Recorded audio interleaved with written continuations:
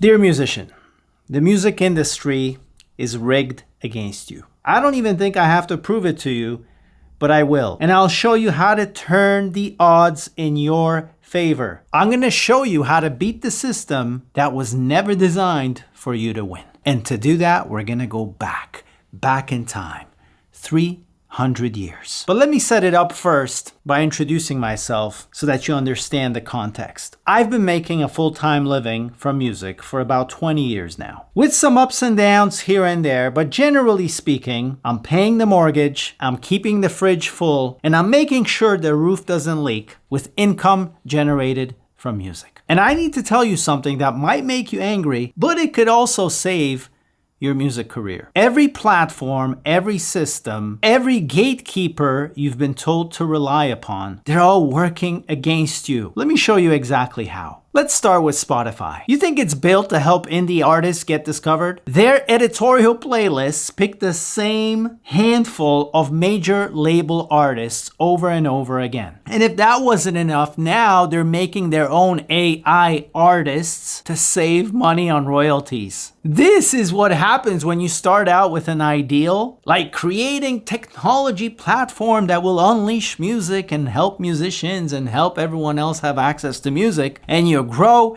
and you make billions and you lose yourself in the spreadsheets and the interests of shareholders until you stop being human. The point is, you're not even competing with real musicians anymore. You're competing with robots who are promoting the music of robots. Okay, you might say, well, there's other ways. I'll just go and get a record deal. It's kind of funny because a record deal hasn't even registered on my radar as someone who actually has made a living from music. And even when I was getting into the business, already record labels and record deals were seen as a relic of some old broken system. The fact is, A&R departments don't take chances on developing unknown talent. They don't take chances now. They didn't take chances 20 years ago when I was getting into the business. They are not in the business of taking chances to develop talent. Their profit model literally depends on squeezing artists dry with predatory contracts. Of course, I'm not talking about every label in existence.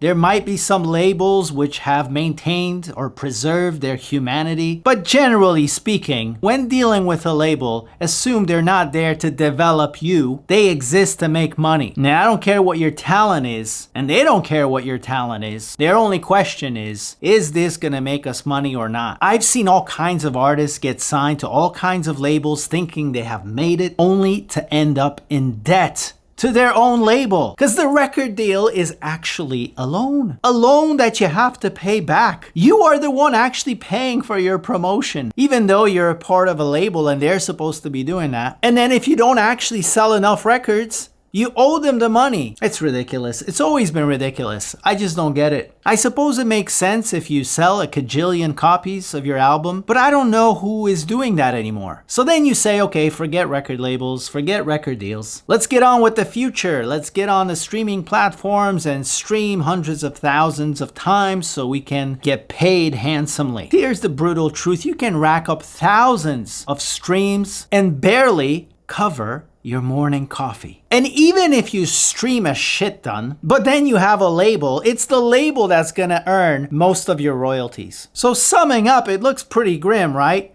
Record labels, outdated, exploiting artists. Record deals, they don't make sense for anyone other than the label. Streaming royalties, gotta have hundreds of thousands of streams on a regular. Otherwise, you ain't putting food on the table with streaming royalties. It seems like musicians are trapped in a system designed to keep you broke. And if that wasn't bad enough, here's another brutal truth. Nobody is coming to save you. Not Spotify, not labels, not some YouTube guru, not some mythical industry gatekeeper. But before you get depressed, let me tell you something fascinating. This has all happened before. Maybe not exactly in the same way, but the pattern is there. And the pattern I want you to think about that will unlock your possibilities is the pattern I call back to buck. Here is why it's brilliant, if I may say so myself. Before there were record labels, before there was a music industry designed to serve itself at the expense of artists, how did the greatest composers in the world, before mass media, before record labels, before the music industry, how did the greatest composers who still continue to inspire us, how did they even survive? The answer: they had patrons. Bach earned commissions from patrons who commissioned him to create music, especially for them, from scratch, fitting their specific needs. Kings would commission Bach and other composers for big events. Handel got commissioned to create music just so a king, King George the First or the Second, I don't even know, could float down the river in his fancy boat while the musicians in another boat were accompanying him and providing the soundtrack for this journey. Churches commissioned Bach for organ works. The Goldberg Variations, have you heard of this piece by Bach?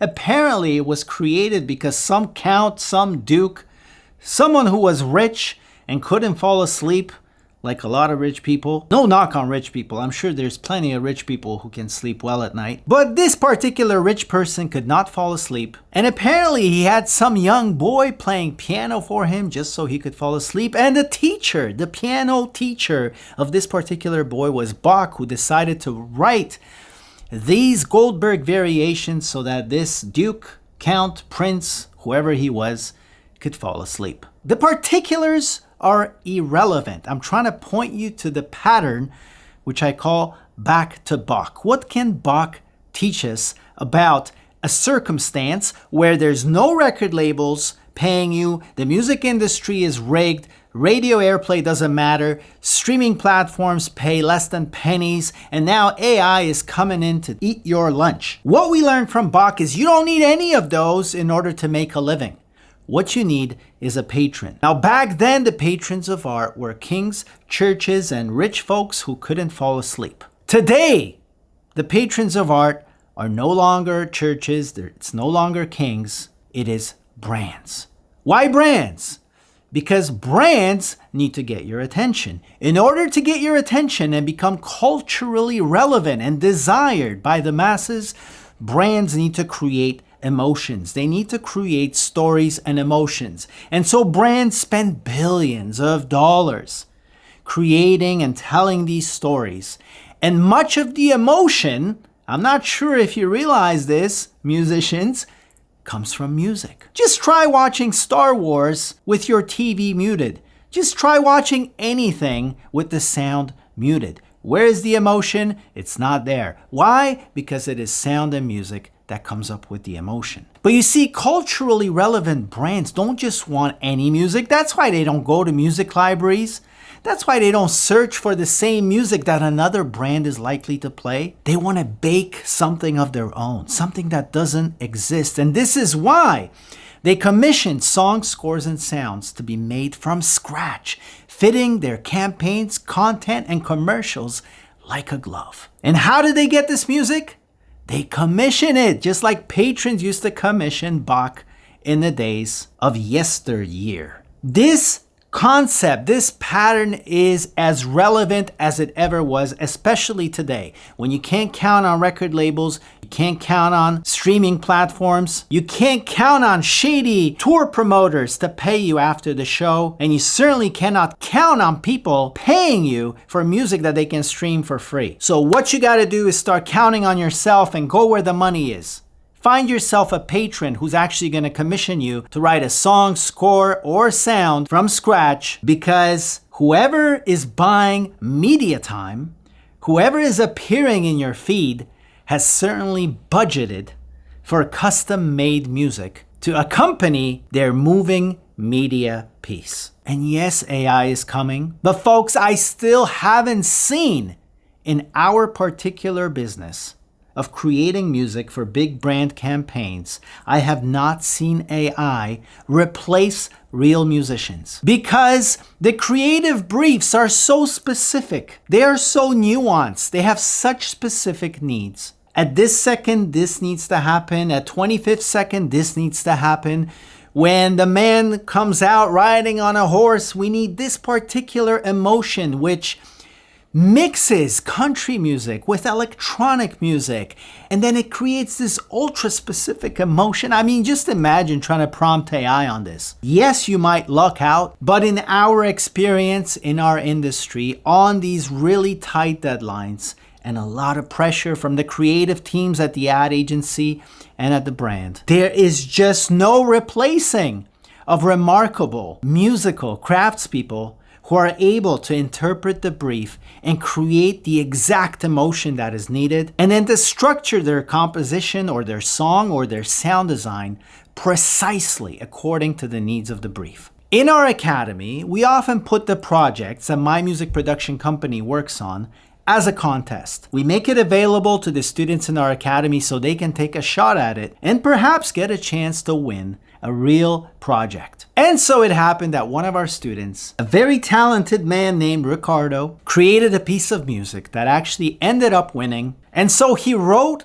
a score that celebrated the National Day for Qatar. And this score was ultimately recorded and performed by the Qatar Philharmonic Orchestra. Folks, that's the patron model in practice. Brands are spending billions of dollars to get your attention. Brands exist to create an emotion around their story, around their brand, that gets people to say, I'm not buying just any energy drink, I'm buying Red Bull. I'm not buying just any laptop, I'm buying Apple. Oh, I got a wasp here.